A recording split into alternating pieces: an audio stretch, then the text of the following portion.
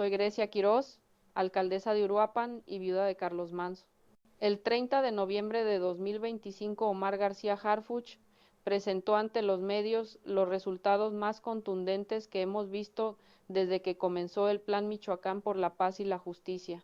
Los números me dejaron sin palabras: 932 personas detenidas, 924 armas de fuego aseguradas, 22.9 toneladas de droga incautadas, 17 laboratorios clandestinos destruidos. Además, la estrategia antiextorsión había resultado en 180 detenidos adicionales por ese delito específico. Cuando Harfuch me llamó para adelantarme las cifras antes de la conferencia de prensa, sentí que por primera vez desde que asesinaron a Carlos podía respirar con algo parecido al alivio. El Estado mexicano estaba cumpliendo su promesa de desmantelar al CJNG en Michoacán. Los Cerres, la célula criminal responsable de la muerte de mi esposo, estaba siendo destruida pieza por pieza. Esta es la historia de cómo llegamos hasta aquí. Harfuch detalló en la conferencia de prensa que las detenciones más relevantes de la estrategia incluían a Pedro, alias Camorri, identificado como distribuidor de droga, operador logístico, generador de violencia y extorsionador. A Camorri le decomisaron armas, cargadores, cartuchos, equipo táctico y tecnológico que utilizaba para coordinar las operaciones criminales en su zona de influencia. También detuvieron a Heriberto, acusado por delitos de secuestro y delincuencia organizada en el Estado de México, un operador que conectaba a las redes del CJNG con células criminales que operaban en otras entidades. Cada nombre que Harfuch mencionaba era un eslabón menos en la cadena que había ordenado y ejecutado el asesinato de Carlos. Cada detención debilitaba la estructura de los Cerres, la célula del CJNG que según las investigaciones había coordinado el ataque contra mi esposo durante el Festival de las Velas el 1 de noviembre. La vinculación a proceso de Jorge Armando, alias el licenciado, fue destacada como uno de los logros más importantes del periodo. El licenciado era uno de los autores intelectuales directos del asesinato de Carlos, el hombre que había coordinado la logística del ataque, reclutado a los sicarios y transmitido las órdenes del RUNO hacia los ejecutores en campo. Ahora estaba formalmente vinculado a proceso en el Penal Federal del Altiplano, enfrentando cargos que podrían significar décadas de prisión. También mencionaron la detención de Jaciel Antonio, alias El Pelón, el presunto reclutador de sicarios en centros de rehabilitación que había captado a Víctor Manuel y Fernando Josué, los jóvenes que participaron directamente en el asesinato de Carlos. Cada pieza del rompecabezas criminal estaba cayendo en su lugar. Cada responsable estaba siendo identificado, capturado y procesado. El titular de la Secretaría de la Defensa Nacional, Ricardo Trevilla Trejo, complementó el informe de Harfuch detallando el despliegue militar en Michoacán. 10.506 elementos federales habían sido desplegados en el estado, respaldados por 5 helicópteros, 18 drones, 5 células especializadas contra explosivos, 3 vehículos desminadores, 3 equipos antidrón, 41 sistemas antidrón, 1.031 vehículos terrestres y 4 escáneres. Era una fuerza militar comparable a la que se desplegaría en una zona de guerra. Y en cierto sentido Michoacán era exactamente eso, una zona de guerra donde el Estado mexicano había decidido finalmente enfrentar al crimen organizado con toda su capacidad. Los equipos de inteligencia estaban posicionados en Morelia, Uruapan y Apatzingán, estudiando el terreno y permitiendo el avance de las investigaciones. Los resultados específicos del despliegue de la Defensa Nacional en 28 días de operativo eran impresionantes: 135 detenidos, 57 armas de fuego incautadas, 6.919 cartuchos recuperados, 363 cargadores asegurados, 445.5 kilogramos de droga incautada, 110 vehículos recuperados, 89 artefactos explosivos desarmados, 53 kilogramos de material explosivo asegurado, 629,055 pesos en efectivo incautados, 8 campamentos usados por grupos criminales destruidos y 14 tomas clandestinas inhabilitadas. También se había asegurado un área de concentración con 7,300 kilogramos y 28,800 litros de sustancias químicas utilizadas para la producción de drogas sintéticas. Cada número representaba un golpe directo a la capacidad operativa del CJNG. La Secretaría de Marina también presentó resultados significativos. Habían asegurado 87 bultos conteniendo 2.5 toneladas de cocaína, cuyo valor se estimaba en 983,959,885 pesos, casi 1,000 millones de pesos en droga que no llegarían a las calles, que no generarían ganancias para el cártel, que no financiarían más violencia y corrupción. También detuvieron a una persona que transportaba 502 millones de pesos en precursores químicos y sustancias químicas destinadas a la producción de metanfetamina. El golpe económico al CJNG era brutal. Cada cargamento interceptado, cada laboratorio destruido, cada precursor químico decomisado reducía la capacidad del cártel para generar los recursos que necesitaba para mantener sus operaciones criminales. Harfuch reveló oficialmente que los R's era la organización criminal que estaba detrás del asesinato de Carlos Manso. Era la primera vez que se identificaba públicamente a la célula específica responsable del crimen. Los R's era una estructura afín al CJNG que operaba bajo las órdenes del Runo y su hermano el R2, los operadores regionales del cártel en Michoacán. El nombre hacía referencia a las iniciales de los hermanos Álvarez Ayala, Runo y R2, los líderes que habían construido esta célula criminal para controlar Uruapan y la región circundante. Harfuch explicó que aunque no se tenía el número exacto de integrantes de los R's, las investigaciones continuaban para identificar y capturar a cada uno de ellos. La declaración pública era importante porque ponía nombre y rostro al enemigo, permitiendo que la ciudadanía entendiera exactamente contra quién estábamos peleando. Cuando llegó mi turno de hablar en la conferencia de prensa, no pude contener la emoción. Agradecí públicamente a Harfuch, al Ejército, a la Marina, a todas las instituciones que habían trabajado incansablemente durante el último mes para desmantelar la red criminal que había asesinado a Carlos. Dije que 932 detenidos era un número que habría parecido imposible hace apenas unas semanas, que 22 toneladas de droga decomisada era un golpe devastador para el CJNG, que cada arma asegurada era una vida potencialmente salvada. Dije que los R's estaban siendo destruidos y que era cuestión de tiempo antes de que el Runo cayera también. Los periodistas preguntaron si me sentía más segura ahora que tantos criminales habían sido detenidos.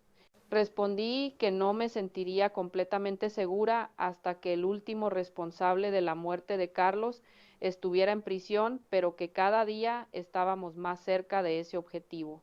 La estrategia antiextorsión que mencionó Harfuch era particularmente significativa para Uruapan y toda la región aguacatera de Michoacán. 180 personas detenidas específicamente por el delito de extorsión significaba que las redes de cobro de piso que habían asfixiado a comerciantes, productores y transportistas durante años estaban siendo desmanteladas. Muchos de esos extorsionadores trabajaban para los R's utilizando la amenaza de violencia para obligar a la gente a pagar cuotas semanales o mensuales que alimentaban las arcas del CJNG. Cada extorsionador detenido era un alivio inmediato para las víctimas que habían vivido bajo ese yugo criminal. Algunos comerciantes de Uruapan me habían contactado en las últimas semanas para decirme que por primera vez en años no habían recibido la llamada semanal exigiendo el pago. Era una señal concreta de que la presión del Plan Michoacán estaba produciendo cambios reales en la vida cotidiana de la gente. Los 2 campamentos empleados por grupos criminales que fueron localizados durante el operativo revelaron la infraestructura que el CJNG había construido para sostener sus operaciones en Michoacán. Eran instalaciones semipermanentes con dormitorios, cocinas, almacenes de armas y equipos de comunicación que permitían a los sicarios ocultarse de las autoridades mientras coordinaban ataques y extorsiones. En esos campamentos se aseguró droga, armas y vehículos que estaban listos para ser utilizados en operaciones criminales. La destrucción de estos campamentos obligaba a los Rs y otras células del CJNG a buscar nuevos refugios, a moverse constantemente, a operar en condiciones de mayor precariedad. Era parte de la estrategia de Harfuch no solo detener criminales, sino también destruir la infraestructura que les permitía operar con impunidad. El secretario de Marina, Raimundo Pedro Morales Ángeles, agregó que se habían llevado a cabo detenciones en diversos puntos de México, que aunque no estaban directamente relacionadas con el caso de Carlos Manso, habían ayudado a reducir los índices delictivos y de tráfico de drogas en múltiples estados. Mencionó capturas de personas vinculadas con Fausto Isidro Mesa Flores, alias El Chapo Isidro, líder del cártel de los Beltrán Leiva, que operaba en regiones como el Estado de México y mantenía conexiones con células criminales en Michoacán. La guerra contra el crimen organizado no se limitaba a un solo cártel ni a un solo estado, era una ofensiva nacional coordinada donde cada golpe a cualquier organización criminal debilitaba el ecosistema completo de la delincuencia organizada en México. Las 22.9 toneladas de droga incautadas representaban uno de los decomisos más grandes en la historia reciente de Michoacán. La mayor parte era metanfetamina, la droga sintética que el CJNG producía en laboratorios clandestinos y exportaba hacia Estados Unidos generando ganancias millonarias, pero también había cocaína proveniente de Sudamérica que el cártel recibía por vía marítima a través del puerto de Lázaro Cárdenas y distribuía hacia el norte del país. Los 17 laboratorios clandestinos destruidos eran instalaciones donde se procesaban los precursores químicos para producir metanfetamina. Cada laboratorio destruido representaba una pérdida de capacidad productiva para el CJNG que tomaría meses reconstruir si es que lograban hacerlo bajo la presión constante del Plan Michoacán. Los 89 artefactos explosivos desarmados eran quizás el dato más aterrador del informe. El CJNG había sembrado Michoacán de bombas improvisadas diseñadas para atacar a fuerzas de seguridad, a grupos criminales rivales o simplemente para sembrar terror entre la población civil. Esos explosivos habían matado a soldados, policías y civiles inocentes que simplemente transitaban por carreteras controladas por el cártel. Desarmar 89 de estos artefactos en menos de un mes significaba prevenir potencialmente decenas de muertes. Los equipos especializados contra explosivos que mencionó el titular de la defensa trabajaban día y noche localizando y neutralizando estos dispositivos, arriesgando sus vidas para proteger a los demás. Eran héroes silenciosos cuyo trabajo rara vez era reconocido públicamente. La conferencia de prensa también incluyó un mapa interactivo mostrando las zonas de Michoacán donde se habían realizado los operativos más importantes. Uruapan aparecía como uno de los puntos de mayor concentración de acciones, lo cual me llenaba de satisfacción y preocupación al mismo tiempo. Satisfacción porque significaba que las autoridades estaban priorizando la zona donde Carlos había sido asesinado. Preocupación porque también significaba que los Rs todavía tenían presencia significativa en mi ciudad y que la batalla estaba lejos de terminar. Otras zonas destacadas eran Apatzingán, corazón de tierra caliente, donde el CJNG disputaba territorios con cárteles unidos, y la región costera alrededor de Lázaro Cárdenas, donde el cártel controlaba rutas de narcotráfico marítimo. Harfuch cerró la conferencia de prensa con un mensaje directo para el Runo y los demás líderes de los Rs que todavía estaban prófugos. Dijo que su captura era inevitable, que cada día el cerco se estrechaba más, que las personas en quienes confiaban estaban siendo detenidas una por una y proporcionando información que acortaba la distancia entre ellos y la justicia, ¿no? Dijo que podían seguir escondiéndose, pero que eventualmente los encontraría sin importar cuánto tiempo tomara. Era un mensaje de advertencia, pero también de confianza en la capacidad de las instituciones para cumplir con su misión. Yo estaba de pie junto a él mientras hablaba y sentí que sus palabras también iban dirigidas a mí, una promesa de que la muerte de Carlos no quedaría impune, de que todos los responsables pagarían por lo que habían hecho. Las reacciones a la conferencia de prensa fueron abrumadoramente positivas. Organizaciones de la sociedad civil celebraron los resultados como evidencia de que el Plan Michoacán estaba funcionando. Analistas de seguridad señalaron que las cifras presentadas superaban las expectativas más optimistas para un periodo de apenas 28 días.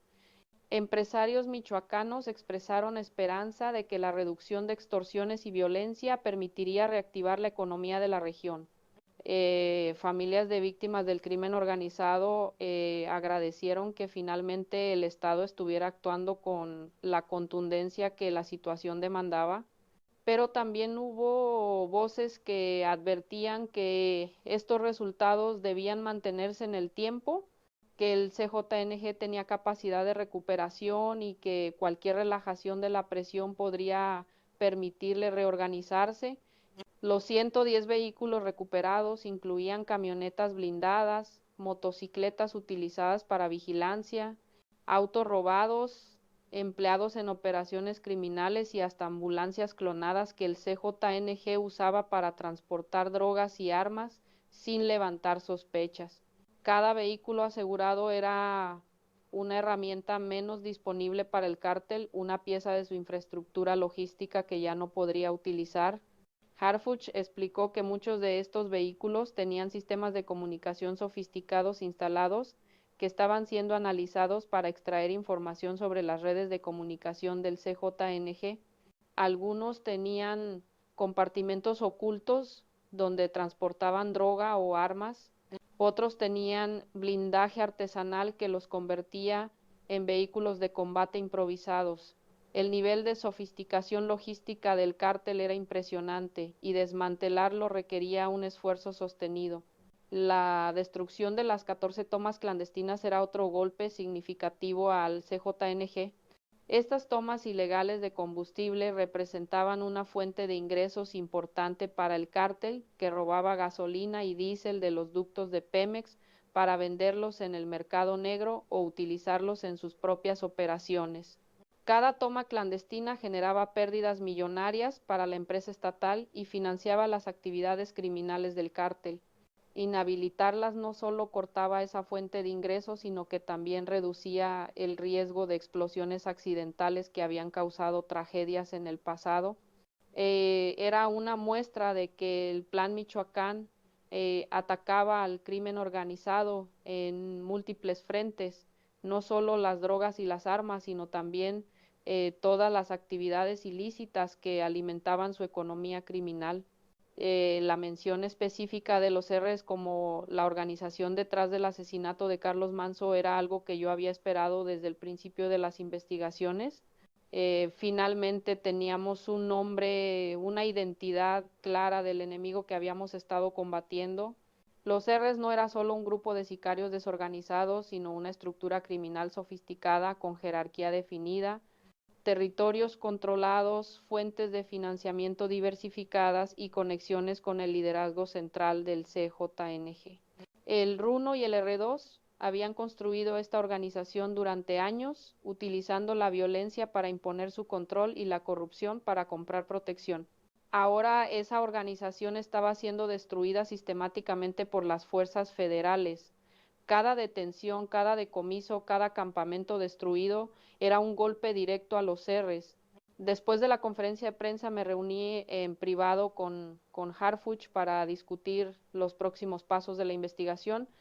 Me informó que los interrogatorios a los detenidos más recientes estaban proporcionando información valiosa sobre el paradero del Runo. Varios colaboradores habían confirmado que el líder de los R's estaba cada vez más aislado, moviéndose constantemente entre casas de seguridad en zonas rurales de Michoacán y Jalisco, confiando en un círculo cada vez más reducido de personas. Las capturas masivas habían eliminado a muchos de sus operadores de confianza, obligándolo a depender de personas menos experimentadas y potencialmente menos leales. Harfuch me dijo que era cuestión de tiempo antes de que alguno de esos nuevos contactos lo traicionara o cometiera un error que revelara su ubicación. El cerco se estrechaba cada día. Le pregunté a Harfuch qué pasaría cuando finalmente capturaran a El Runo.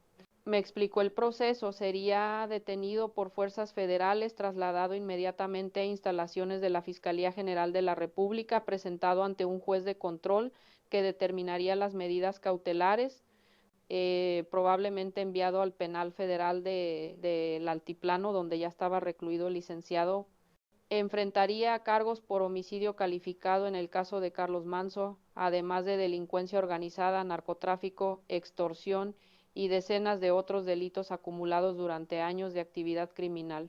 Las penas podrían sumar más de 100 años de prisión, lo que significaba que pasaría el resto de su vida encerrado.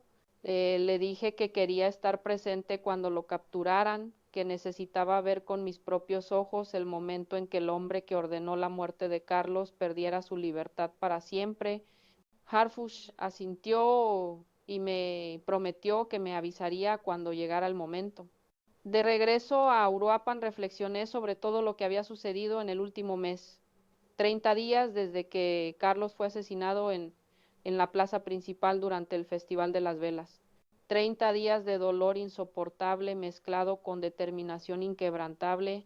30 días de conferencias de prensa, amenazas de muerte, detenciones, decomisos, operativos, y ahora 932 detenidos, 924 armas aseguradas, 22 toneladas de droga incautadas. Los números eran impresionantes, pero lo que realmente importaba era lo que representaban: el principio del fin para los R's, la destrucción sistemática de la organización que había matado a mi esposo, la demostración de que el Estado mexicano podía ganar cuando decidía pelear con todas sus fuerzas.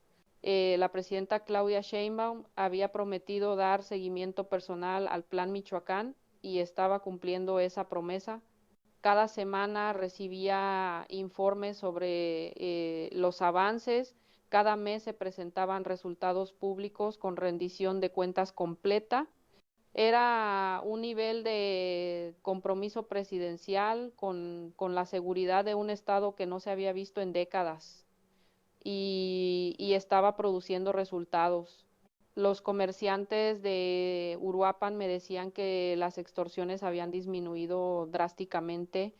Los productores de aguacate podían transportar su mercancía sin pagar cuotas a los criminales. Las familias podían salir a las calles con menos miedo que antes. No era la paz completa, pero era un cambio tangible que la gente podía sentir en su vida cotidiana. Hoy, 30 de noviembre de 2025, exactamente 29 días después del asesinato de Carlos, puedo decir que hemos avanzado más de lo que jamás imaginé posible en tan poco tiempo. 932 detenidos es un número que habría parecido fantasía hace un mes, pero es real, está documentado. Cada detenido tiene nombre, rostro y cargos específicos. Los R's están siendo destruidos, el licenciado está en el altiplano, el pelón está procesado, los escoltas traidores enfrentan juicio y el Runo está acorralado, escondido como una rata, sabiendo que cada día que pasa es un día más cerca de su captura inevitable. No soy heroína, soy simplemente una viuda que decidió que no podía quedarse callada mientras el crimen organizado destruía vidas con impunidad. 932 detenidos no traen de vuelta a Carlos, pero demuestran que el Estado mexicano puede cumplir cuando existe voluntad política genuina. 22 toneladas de droga decomisada son 22 toneladas que no destruirán otras familias. 180 extorsionadores detenidos son 180 parásitos, menos chupando la sangre de comerciantes honestos. Cada número es una victoria, cada victoria honra la memoria de Carlos. Cada día que peleamos es un día que el CJNG pierde terreno.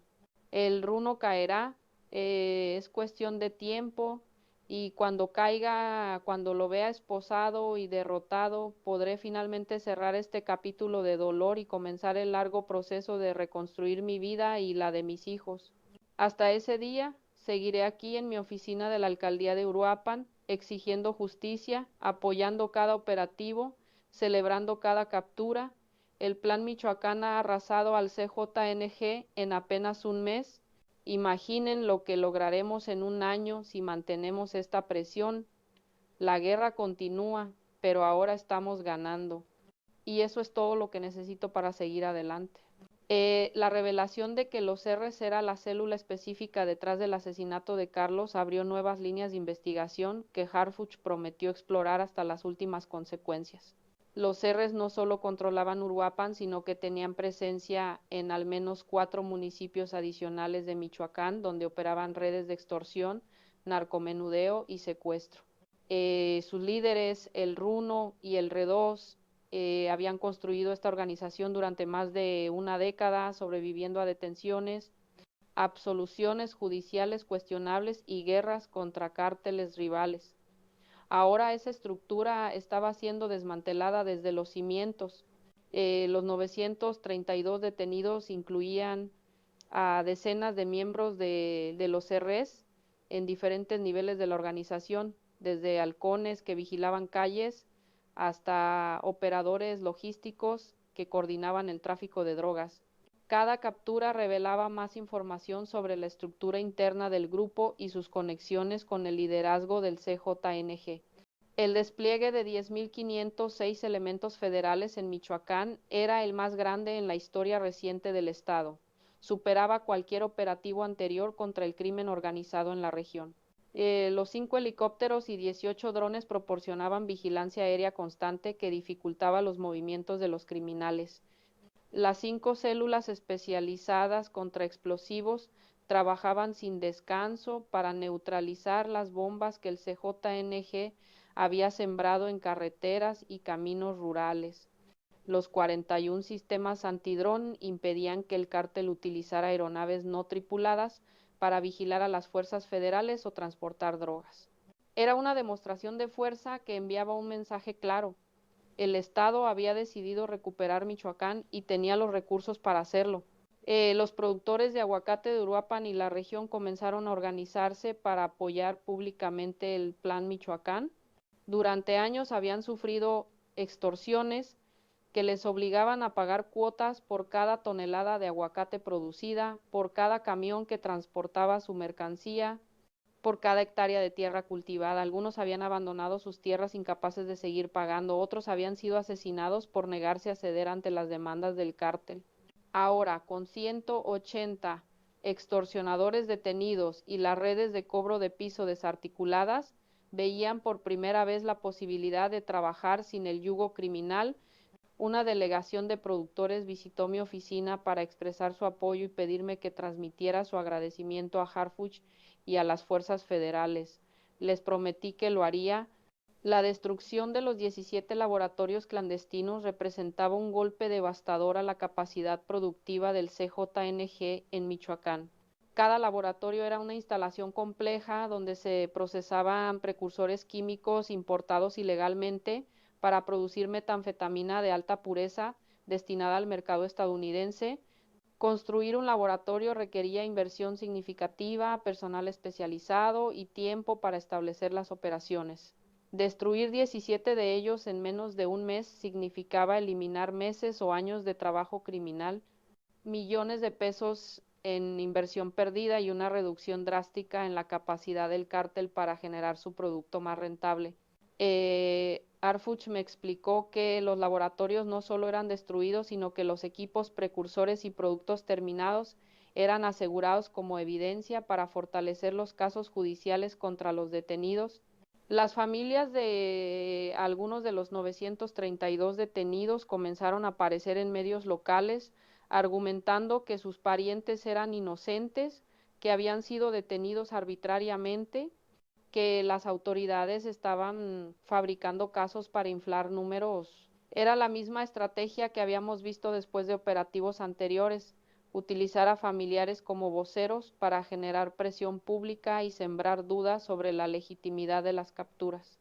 Pero Harfuch respondió mostrando la evidencia contra cada detenido: armas aseguradas, drogas decomisadas, mensajes de texto que documentaban su participación en actividades criminales, testimonios de víctimas que los identificaban como sus agresores. La transparencia era fundamental para mantener la credibilidad de la estrategia y evitar que las campañas de desinformación del crimen organizado erosionaran el apoyo público al Plan Michoacán. Los 89 artefactos explosivos desarmados habían sido localizados en carreteras, caminos vecinales, entradas de poblados y hasta cerca de instalaciones gubernamentales. Cada uno representaba una trampa mortal diseñada para matar indiscriminadamente a quien tuviera la mala fortuna de activarla. Los equipos de desminado trabajaban con protocolos extremadamente rigurosos porque cualquier error podía ser fatal. Harfuch me contó que uno de los explosivos desactivados contenía suficiente material para destruir un vehículo blindado completo. Otro estaba ubicado en un camino que utilizaban niños para ir a la escuela. La frialdad con la que el CJNG sembraba estas bombas sin importarle las víctimas civiles era evidencia de que estábamos enfrentando a una organización sin ningún límite moral. Neutralizar esos explosivos era literalmente salvar vidas inocentes. El aseguramiento de los 629,000 pesos en efectivo era apenas una fracción del dinero que el CJNG manejaba en sus operaciones, pero cada peso incautado era un peso menos disponible para pagar sicarios, comprar armas o corromper funcionarios. Harfuch explicó que la estrategia incluía un componente financiero diseñado para atacar las estructuras económicas del cártel. La unidad de inteligencia financiera estaba trabajando en paralelo para identificar y congelar cuentas bancarias vinculadas a los Rs y otras células del CJNG. Se habían detectado empresas fachada utilizadas para lavar dinero del narcotráfico, negocios de bienes raíces, agencias de autos, restaurantes que mostraban ganancias imposibles para justificar el flujo de efectivo ilícito. Cada empresa identificada era investigada y sus propietarios enfrentaban cargos por lavado de dinero. La coordinación con autoridades de otros estados era fundamental porque el CJNG no respetaba fronteras administrativas. La mención de Harfuch sobre detenciones vinculadas con el Chapo Isidro del cártel de los Beltrán Leiva demostraba que la ofensiva abarcaba múltiples organizaciones criminales en diferentes regiones. En Jalisco se realizaban operativos contra células del CJNG que proporcionaban apoyo logístico a los Rs. En Colima, la estrategia Pez Vela había detenido a decenas de criminales vinculados con redes de tráfico de drogas que conectaban con Michoacán. En el Estado de México se perseguía a secuestradores que operaban en coordinación con el cártel. Era una guerra nacional coordinada donde cada golpe en cualquier estado debilitaba la estructura criminal completa. Esa noche, después de la conferencia de prensa, me senté sola en mi oficina mirando la fotografía de Carlos que tengo enmarcada en mi escritorio. Le hablé en voz baja como hago cada noche desde que murió. Le conté sobre los 932 detenidos, sobre las 22 toneladas de droga, sobre los R siendo destruidos pieza por pieza. Le prometí que el Runo caería pronto, que todos los responsables de su muerte pagarían por lo que hicieron. Le dije que lo extrañaba cada segundo de cada día, pero que su muerte no había sido en vano, que había despertado una respuesta del Estado que estaba cambiando Michoacán. No sé si él puede escucharme desde donde esté, pero necesito creer que sí, que sabe que no me he rendido, que cada victoria del Plan Michoacán es también su victoria. Hoy, 30 de noviembre de 2025, cierro este capítulo de un mes que ha sido el más doloroso y al mismo tiempo el más transformador de mi vida. Perdí a Carlos, pero encontré una fuerza que no sabía que tenía. Vi al Estado mexicano despertar y actuar con determinación que no había mostrado en años. Vi a 932 criminales ser detenidos, a 22 toneladas de veneno ser sacadas de circulación, a 17 fábricas de muerte ser destruidas. Vi a los Cerres tambalearse bajo el peso de una ofensiva que no esperaban y para la que no estaban preparados. Y vi al Runo esconderse como el cobarde que es mientras su organización se desmorona a su alrededor. No soy heroína, soy una viuda, una madre, una alcaldesa que decidió que el silencio cómplice era más peligroso que hablar aunque costara la vida. 932 detenidos demuestran que el Plan Michoacán funciona. 22 toneladas de droga decomisada demuestran que el CJNG puede ser derrotado. 180 extorsionadores encarcelados demuestran que los ciudadanos pueden vivir sin pagar tributo a los criminales. Y cada día que pasa sin que el Runo sea capturado es un día más de presión que reduce su espacio para esconderse. Caerá, es inevitable, y cuando caiga, Michoacán podrá comenzar a sanar de las heridas que el crimen organizado le ha infligido durante décadas. Hasta ese día, la lucha continúa, pero ahora sabemos que podemos ganar, y eso lo cambia todo. El 1 de diciembre amaneció con noticias que confirmaban que la presión sobre los R's no cedía ni un solo día. Harfuch me llamó temprano para informarme que durante la madrugada se había realizado un operativo en Uruapan que había resultado en detenciones adicionales de miembros de la célula criminal. No eran los líderes principales, pero sí operadores de nivel medio que coordinaban las extorsiones en la zona aguacatera y el narcomenudeo en colonias populares de la ciudad. Cada uno de ellos tenía información valiosa sobre la estructura de los R's y estaban siendo interrogados por especialistas de la Fiscalía General de la República. Harfuch me dijo que los avances del Plan Michoacán no eran casualidad, sino resultado de trabajo sostenido, inteligencia precisa y coordinación perfecta entre todas las instituciones involucradas. Me prometió que diciembre traería más resultados y que el cerco alrededor del Runo continuaría estrechándose día tras día. Eh, la reacción de la ciudadanía de Uruapan a los resultados del Plan Michoacán había sido abrumadoramente positiva. Organizaciones de comerciantes, productores de aguacate, transportistas y vecinos de diferentes colonias me contactaban constantemente para expresar su apoyo y su esperanza de que finalmente las cosas estuvieran cambiando. Una señora que tiene una tienda de abarrotes en el centro de Uruapan me dijo llorando que por primera vez en 5 años no había recibido la llamada semanal exigiendo el pago de cuota. Dijo que había ahorrado ese dinero con la ilusión de poder comprar ropa nueva para sus hijos en Navidad, algo que antes era impensable porque todo se iba a los extorsionadores. Esas historias personales eran las que realmente importaban, las que demostraban que los 932 detenidos no eran solo un número, sino un cambio tangible en la vida de la gente. Los análisis forenses de las armas aseguradas durante el Plan Michoacán estaban revelando información crucial sobre las rutas de tráfico de armamento que alimentaban al CJNG.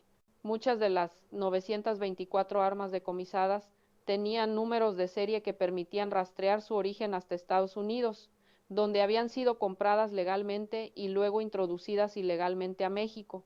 Otras armas habían sido robadas de corporaciones policíacas o del ejército en años anteriores, y algunas eran de fabricación artesanal, producidas en talleres clandestinos que copiaban diseños de fusiles de asalto utilizando piezas importadas de diferentes países.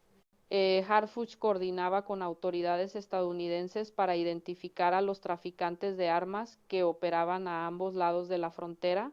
Era otra faceta de la guerra contra el crimen organizado que requería cooperación internacional. El impacto psicológico del Plan Michoacán sobre los R's y otras células del CJNG era significativo. Los interrogatorios a detenidos revelaban que la moral dentro de la organización estaba colapsando. Muchos sicarios y operadores de bajo nivel querían desertar, pero temían las represalias que el cártel aplicaba contra quienes traicionaban. Algunos habían intentado negociar su rendición a cambio de protección para sus familias. Otros simplemente desaparecían, abandonando sus posiciones sin avisar y huyendo hacia otros estados donde esperaban pasar desapercibidos. La deserción masiva era un problema nuevo para el CJNG, que históricamente había mantenido lealtad férrea mediante una combinación de incentivos económicos y amenazas de muerte. Ahora esa lealtad se estaba fracturando porque los incentivos ya no compensaban el riesgo de terminar muerto o en prisión. Las 22.9 toneladas de droga incautadas estaban siendo analizadas en laboratorios especializados para determinar su composición química y pureza. Los resultados mostraban que la metanfetamina producida por el CJNG en Michoacán era de calidad superior, con niveles de pureza que superaban el 90%. Esto confirmaba que el cártel tenía acceso a químicos de alta calidad y personal especializado con conocimientos de química avanzada. Algunos de los precursores asegurados tenían etiquetas en chino mandarín que demostraban su origen asiático. La cadena de suministro era global, precursores químicos desde China, procesamiento en laboratorios clandestinos en Michoacán, distribución hacia Estados Unidos, donde la demanda de metanfetamina seguía creciendo. Romper esa cadena requería atacarla en múltiples puntos simultáneamente. El titular de la Secretaría de Marina anunció que se intensificarían los patrullajes marítimos en el puerto de Lázaro Cárdenas para interceptar cargamentos de cocaína provenientes de Sudamérica. El CJNG utilizaba el puerto como punto de entrada para droga que luego distribuía por todo México y hacia Estados Unidos. Los patrullajes aéreos y terrestres se complementarían con vigilancia marítima para cerrar todas las rutas posibles. Ya se habían interceptado varios cargamentos durante noviembre y las 2.5 toneladas de cocaína aseguradas eran apenas una fracción de lo que el cártel intentaba introducir mensualmente. Cada cargamento interceptado representaba pérdidas millonarias que obligaban al CJNG a buscar rutas alternativas más costosas y riesgosas. Era una guerra de desgaste donde el objetivo era hacer que el negocio criminal dejara de ser rentable. Los 8 campamentos destruidos durante el Plan Michoacán eran evidencia de la infraestructura militar que el CJNG había construido en zonas rurales de Michoacán. Algunos campamentos tenían capacidad para albergar hasta 30 sicarios simultáneamente con dormitorios, cocinas, almacenes de armas y sistemas de vigilancia electrónica. Otros eran más pequeños pero igual de sofisticados, con búnkeres subterráneos y rutas de escape hacia la sierra. La destrucción de estos campamentos obligaba a los Rs y otras células a operar sin bases fijas, moviéndose constantemente entre casas de seguridad improvisadas que ofrecían menos protección y comodidad. Era parte de la estrategia de Harfush, no solo capturar criminales, sino también destruir la infraestructura que les permitía operar como una organización militar estructurada. La noticia de que las 14 tomas clandestinas habían sido inhabilitadas fue celebrada por Pemex, que había sufrido pérdidas millonarias por el robo sistemático de combustible. El, el CJNG utilizaba el combustible robado tanto para sus propias operaciones como para venderlo en el mercado negro, generando ingresos adicionales que financiaban sus actividades criminales. Las tomas clandestinas también representaban un peligro constante para las comunidades cercanas, porque las conexiones ilegales a los ductos frecuentemente causaban fugas y explosiones. Inhabilitarlas no solo cortaba una fuente de ingresos del cártel, sino que también protegía a la población civil de tragedias como las que habían ocurrido en el pasado, cuando tomas clandestinas explotaron matando a decenas de personas.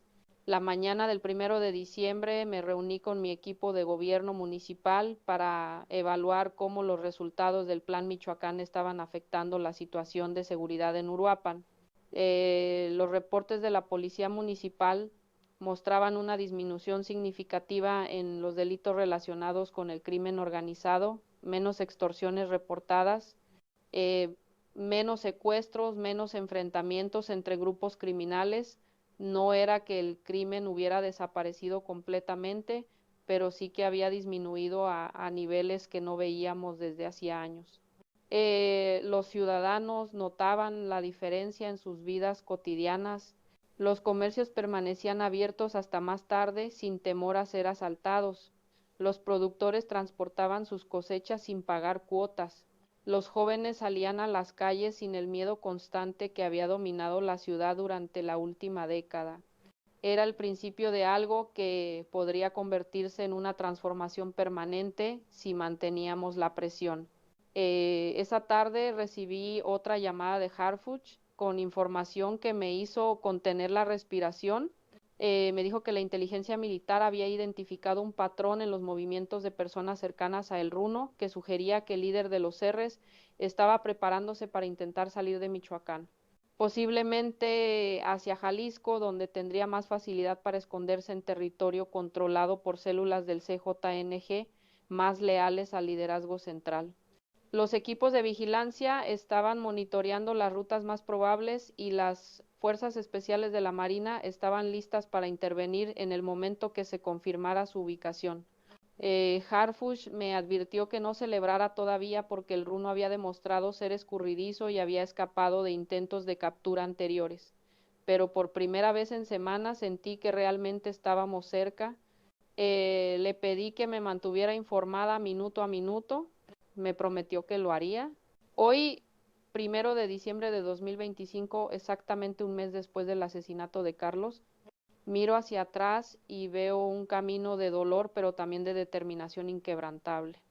932 detenidos, 22 toneladas de droga, 180 extorsionadores procesados, 17 laboratorios destruidos, 89 explosivos neutralizados. Cada número representa una batalla ganada en una guerra que todavía no termina. Los R's están heridos, sangrando, al borde del colapso. El runo está acorralado, desesperado, cometiendo errores que pronto lo llevarán a la captura. Y yo sigo aquí, en mi oficina de la alcaldía, cumpliendo la promesa que le hice a Carlos, que su muerte no sería en vano, que todos los responsables pagarían, que Uruapan se liberaría del yugo del crimen organizado. Estamos ganando esta guerra y eso es todo lo que necesito para seguir adelante cada día